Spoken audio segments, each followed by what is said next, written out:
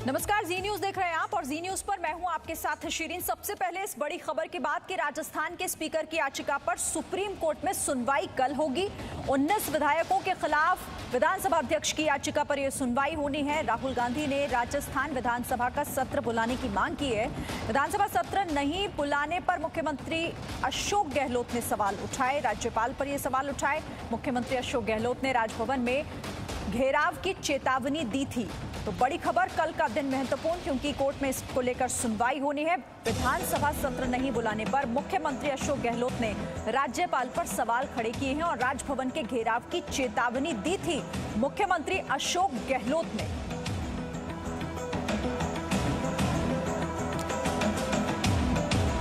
तो राजस्थान के सियासी रण में ये बड़ी खबर, सुनवाई कल सुप्रीम कोर्ट में। राजस्थान के स्पीकर की याचिका पर यह सुनवाई होगी। 19 विधायकों के खिलाफ विधानसभा अध्यक्ष की याचिका पर सुनवाई होनी है। कल अहम दिन रहेगा इस लिहाज से। और राहुल गांधी जो राजस्थान विधानसभा का सत्र बुलाने की मांग कर रहे हैं, तो सवाल यहां पर ये उठता है कि भूमि पूजन को लेकर राहुल गांधी का ये कहना है कि भूमि पूजन में जब लोग पहुंचेंगे तो वहां पर कोविड-19 के नियमों का उल्लंघन होगा, लेकिन राजस्थान में विधानसभा सत्र बुलाने पर इस नियम का उल्लंघन नहीं होगा। तो आप इस बात को ऐसे समझिए कि राजस्थान में विधानसभा सत्र बुलाना चाहते हैं, वो उनके लिए सही है, वहां पर विधायक इकट्ठा होंगे, वो वहां पर सही हो जाता है, लेकिन भूमि पूजन उनके लिए ठीक नहीं है। दो तस्वीरें आप देखिए, कोरोना काल में भूमि पूजन जिसका इंतजार देशवासियों को एक लंबे अरसे से था, भक्तों की आस्था से जुड़ा हुआ जो ये बहुत बड़ा दिन है, उस पर सवाल, उस मुहूर्त पर सवाल। राहुल गांधी का कि भूमि पूजन ठीक नहीं है कोरोना काल में, लेकिन विधानसभा सत्र बुलाना सही है क्या? अब इस पर भी जवाब राहुल गांधी को देना चाहिए कि विधानसभा सत्र, जब ऐसे में संसद का सत्र नहीं बुलाया जा रहा, कोरोना काल के वजह से ये बड़ा फैसला उसे लेकर लिया गया है, तो फिर राजस्थान में विधानसभा सत्र बुलाना कैसे सही हो सकता है? रवि त्रिपाठी मेरे सहयोगी बातचीत के लिए जुड़ गए। रवि, ये तो दोहरा चरित्र है कोविड-19 के नियमों के उल्लंघन को लेकर, भूमि पूजन पर ऐतराज, लेकिन राजस्थान में विधानसभा सत्र बुलाने पर कोई फर्क नहीं पड़ेगा विधायक अगर इकट्ठा होंगे तो।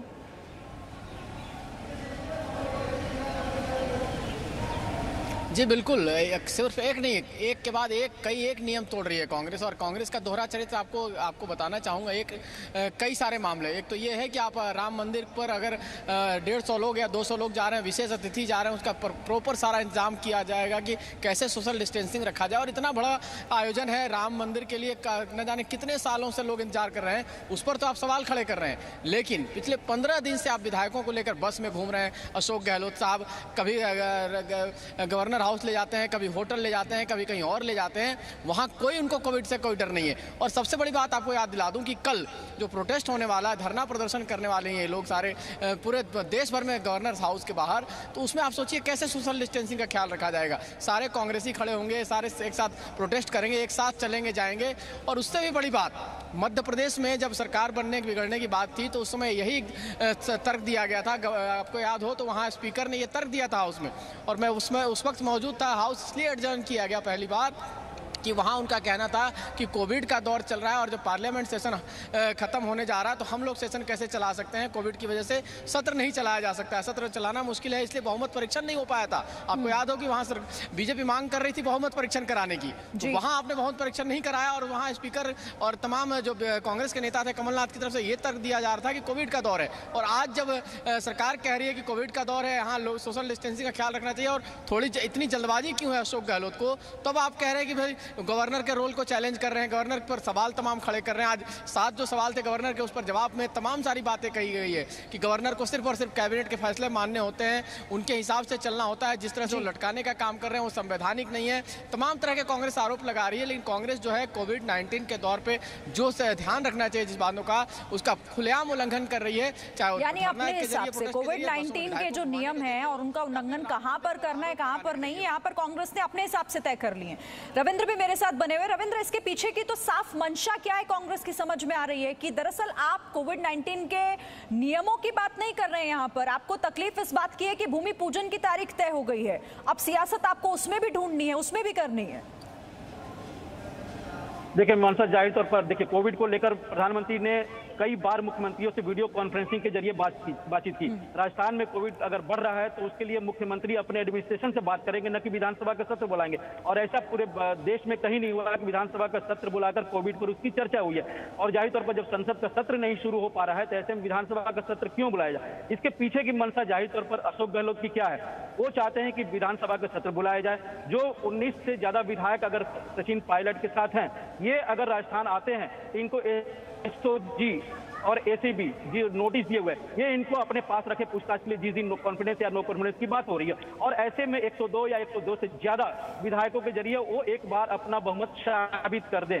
और जब एक बार बहुमत साबित कर दे तो 6 महीने तक न कॉन्फिडेंस आएगा न नो कॉन्फिडेंस आ सकता है। ये संवैधानिक परंपरा है। तो जाहिर तौर पर कहीं न कहीं इसके पीछे कोविड नहीं है, बल्कि सिर्फ और सिर्फ एक सियासत है जो अशोक गहलोत और कांग्रेस ये चाहती है कि जो अभी उसके साथ मौजूदा विधायक हैं उनके जरिए वो अपना बहुमत साबित कर सचिन पायलट और बीजेपी को मात दिया जाए। जाहिर तौर पर ये राज मिश्र जो राज्यपाल है वो भी जानते हैं कि पीछे मंशा क्या है अशोक गहलोत की। अब राजभवन घेरने की धमकी दिया जा रहा है, वहां पर धरना दिया जा रहा है। इतिहास में पहली बार ऐसा हुआ है कि राजभवन में जाकर विधायक धरने पर बैठ जाते हैं, मुख्यमंत्री धरने पर बैठ जा रहे हैं। और ये भी कांग्रेस जो जैसा रवि बता रहे हैं पूरे देश में जहां जहां राजभवन उसका घेराव किया जाएगा। ये तो सिर्फ और सिर्फ कहा जा सकता है, विपक्ष की भाषा में कहा जाए कि सियासी दादागिरी है और कुछ नहीं है। बिल्कुल रवि, सियासी दादागिरी है। चूंकि देखिए कोविड काल में हमने देखा कि बड़े बड़े टूर्नामेंट जो हैं वो स्थगित कर दिए गए, संसद का सत्र शुरू नहीं हो पा रहा है क्योंकि सभी जानते हैं कि लोगों को एक जगह इकट्ठा करना यहाँ पर नुकसानदायक हो सकता है, यहाँ पर दूसरों के लिए और सबके लिए मुसीबत का सबब बन सकता है। लेकिन राजस्थान में कांग्रेस को ये नहीं समझ में आ रहा है। वो तो धमकी दे रहे हैं सीधे तौर पर कि राजभवन का घेराव करेंगे और अब राजस्थान से बाहर निकलकर पूरे देश में करेंगे।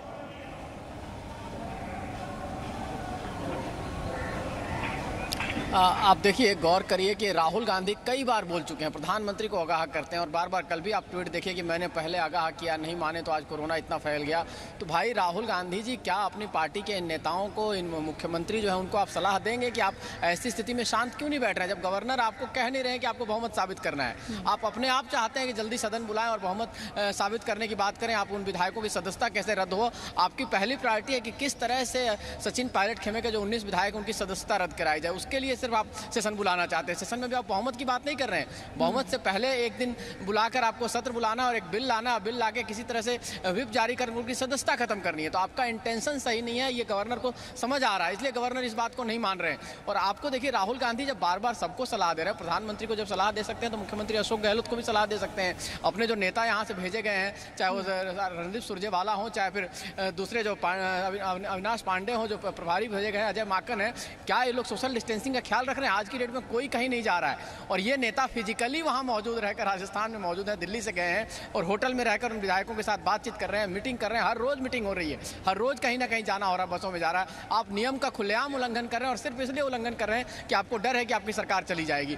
जब आपको कोई चुनौती नहीं दे रहा, बीजेपी कोई अविश्वास प्रस्ताव आपके खिलाफ लेकर नहीं आई है। सचिन पायलट ने सिर्फ इतना कहा था कि सरकार बहुमत में नहीं है, सरकार अल्पमत में है, इसी नाम पर आपको डर हो गया है। तो आपके पास अगर बहुमत है, गवर्नर यही कह रहे हैं कि अगर आपके पास बहुमत है तो इतनी हड़बड़ी क्यों है, इतनी जल्दबाजी क्यों है? कोरोना का दौर है, हो सकता है 10 दिन बाद आप शक्ति परीक्षण कर ले और आप बहुमत आपकी सरकार आज अभी है और कल भी आपकी सरकार, आप मुख्यमंत्री तो बने हुए हैं। तो इसमें राहुल गांधी को इंटरवीन करना चाहिए, जो बार बार प्रधानमंत्री को सलाह दे रहे हैं, उनको अपने मुख्यमंत्री को और अपने नेताओं को भी सवाल यही उठता है ना रवि कि दुनिया को सलाह दे देते हैं राहुल गांधी, लेकिन अपने ही विधायकों को, अपने नेताओं को नहीं समझा पाते। वहां तक उनकी बात या तो पहुंचती नहीं या फिर वो इतनी तवज्जो शायद राहुल गांधी को नहीं देते हैं। ललित भी मेरे साथ जयपुर से जुड़े हुए हैं। ललित, अब तो सबकी निगाहें यही हैं कि वहां क्या हो रहा है, धमकी जो दी जा रही है, इसके पीछे जाहिर तौर पर जो स्थिति है वो तो यही बता रही है कि डर है अशोक गहलोत का। जी बिल्कुल, अगर पिछले 15 दिनों का सियासी घटनाक्रम देखें तो कहीं ना कहीं डर नजर आ रहा है। और पिछले 3 दिन से लगातार जिस प्रकार से राजभवन में जिस प्रकार से डेरा डाला था, कल भी मिलने का टाइम दिया गया था लेकिन मुलाकात नहीं हो पाई थी। हालांकि राज्यपाल की ओर से ये कहा गया था कि आप 6 बिंदुओं को लेकर एक प्रस्ताव तैयार कर दीजिए जिसके बाद विधानसभा बुला ली जाएगी। लेकिन उस प्रस्ताव को कल शाम तक नहीं भेजा गया था, आज वो प्रस्ताव भेजा गया है और कोशिश ये की जा रही है कि 31 जुलाई को विधानसभा सत्र बुलाया जाए। लेकिन दूसरी ओर अगर देखें, चाहे 100 जिससे ज्यादा एमएलए का होटल में रुकना हो, बसों में सफर करना हो, गाड़ियों में आना जाना हो, उनका एक जगह पूरी गैदरिंग होना हो, खेलना हो, कहीं ना कहीं कोरोना काल में इस प्रकार की जो घटनाएं हो रही हैं वो कहीं ना कहीं चिंता का विषय है। हालांकि इनमें से जो एक एमएलए थे मिस्टर बैरवा, उनकी तबीयत बिगड़ी थी, गनीमत हिम्मत ये रही कि वो कोरोना पॉजिटिव नहीं आए, दोनों टेस्ट उनके नेगेटिव रहे थे। ये सबसे बड़ी राहत की बात हुई थी, क्योंकि यदि इनका पॉजिटिव आ जाता मामला तो ये एक बहुत बड़ा राजस्थान की सरकार के लिए अगर बात की जाए तो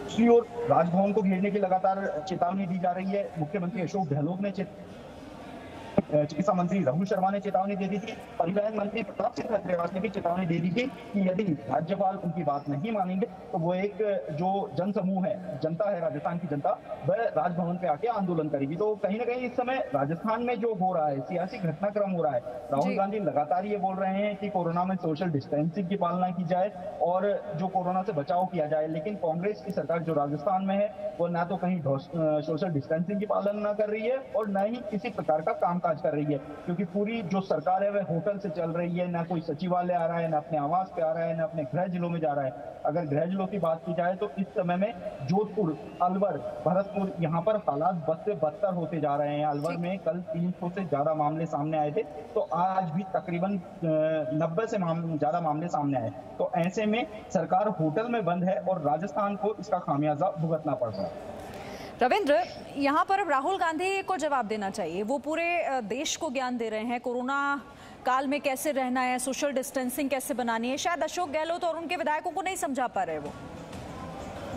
देखिए, उन्होंने आज ही ट्वीट किया है कि लोकतंत्र बचाने के लिए सब सड़क पर आए, उसके साथ दे।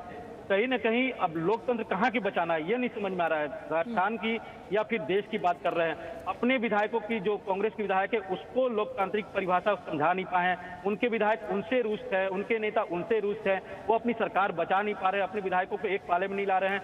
कई दिनों से केंद्रीय नेतृत्व जयपुर में डेरा डाले हुए, फिर भी 102 से ज्यादा आंकड़ा पहुंच नहीं पा रहा है। और उसमें भी आप देखिए, जैसा कि ललित भी बता रहे हैं कि सोशल डिस्टेंसिंग का पालन नहीं हो रहा, पर राजस्थान क्राइम आम कर रहा है। बावजूद इसके वो अपनी सरकार बचाने की धरना की बात कर रहे हैं और राहुल गांधी इस पर आंख मूंदे हुए। गांधी, अगर बीजेपी के नेताओं का कहना है, राहुल गांधी हमेशा दो बात करते हैं, एक अपने लिए, अपने परिवार के लिए, अपनी पार्टी के लिए अलग। जाहिर तौर पर इसीलिए और ये सवाल उठ रहा है कि जब आप भूमि पूजन का जिक्र करते हैं तो कहते हैं कि कोरोना के जो नियम है उनका उल्लंघन हो रहा है, और जब आप राजस्थान पर नजर डालते हैं तो वहां आपको नहीं लगता। आपके 100 की संख्या में विधायक एक जगह पर एकजुट हैं, आप धरने पर बैठ जाते हैं राजभवन के बाहर, आप एक साथ एकजुट होने का जिक्र करते हैं, तो यहां पर आखिर वो कहां चले जाते हैं जिन नियमों का जिक्र आप कर रहे हैं। तो राजस्थान से जुड़ी ये दो बड़ी बातें जो हम आपको बता रहे हैं, और ये दो तस्वीरें इसलिए महत्वपूर्ण चूंकि भूमि पूजन पर सवाल है, चूंकि कोरोना के नियमों का उल्लंघन हो रहा है कांग्रेस के लिए, लेकिन विधानसभा सत्र अगर बुलाते हैं तो वो उल्लंघन नहीं है, उसमें सब कुछ सही नजर आता है। और अशोक गहलोत जो धमकी दे रहे हैं राजस्थान में, जिस तरीके से वो राज्यपाल को कह रहे हैं कि अगर विधानसभा सत्र बुलाने की बात वो नहीं मानते तो फिर घेराव करेंगे, आखिर ये तमाम चीजें सरकार बचाने की कवायद नहीं तो फिर और क्या है। बहुत शुक्रिया आप सभी का हमारे साथ जुड़ने के लिए और इस बातचीत के लिए। आगे भी अपडेट इस पर आपसे लेते रहेंगे और दर्शकों को भी हम बताते रहेंगे। लेकिन इस बीच एक बड़ी खबर ये आ रही है कि सुशांत सिंह राजपूत खुदकुशी मामले में महाराष्ट्र के गृह मंत्री ने एक बयान दिया है और कहा कि फिल्म निर्देशक महेश भट्ट से पूछताछ होगी। अनिल देशमुख कह रहे हैं कि जरूरत पड़ी तो करण जौहर से भी पूछताछ होगी। पूछताछ के लिए अभिनेत्री कंगना रनौत को समन भेजा जा चुका है। सुशांत खुदकुशी मामले में यह बड़ा अपडेट, अब तक 37 लोगों से पूछताछ हो चुकी है और लगातार इस मामले में फिल्मी जगत के बड़े लोगों से पूछताछ आगे भी होगी। करण जौहर का भी नाम अनिल देशमुख ने कहा कि उनसे भी इस मामले में पूछताछ आगे होगी। अभिनेत्री कंगना रनौत को समन भेजा जा चुका है इस पूछताछ के लिए, जिस पर उन्होंने कहा भी था कि वो फिलहाल मनाली में है और वो मेल के जरिए इसका जवाब दे सकती हैं। हमारे साथ अंकुर जुड़े हुए हैं। अंकुर, पूरी खबर बताएं, क्या है ये और जानकारी। देखिए, लगातार इस बात के बारे में चर्चा हो रही थी सोशल मीडिया पर, जिस तरीके से दो सबसे बड़े नाम हैं, इसमें महेश भट्ट का और करण जौहर का। खुद महाराष्ट्र के गृह मंत्री अनिल देशमुख ने ये बात अब क्लियर कर दी है कि अब अगर जैसे जैसे जांच का दायरा आगे बढ़ता जा रहा है तो इस बात की संभावना भी पुख्ता हो चली है कि महेश भट्ट और करण जौहर के मैनेजर से इस सिलसिले में पूछताछ की जा सकती है। जरूरत पड़ी तो फिर करण जौहर से भी बातचीत की जाएगी, क्योंकि कई सारी बातें, कई सारे एलिगेशंस हैं इस पूरे मामले में सोशल मीडिया पे हम देख रहे हैं, और वो घूम फिर कर इन दो बड़े नामों के आसपास आते हैं। सुशांत सिंह राजपूत से जुड़ा हुआ करण जौहर का नाम लगातार नेपोटिज्म को लेकर सामने आया है कि लगातार बात की जा रही है कि ब्लाइंड जो न्यूज आइटम्स का एक पूरा जाल पीआर एजेंसी का यूज कर कई बड़े डायरेक्टर्स और प्रोड्यूसर्स ने सुशांत सिंह राजपूत के आसपास बना दिया था। इसके अलावा सुशांत सिंह राजपूत का करण जौहर के साथ एक हिटेड आर्गुमेंट हुआ था, इस बात की भी बातें थी।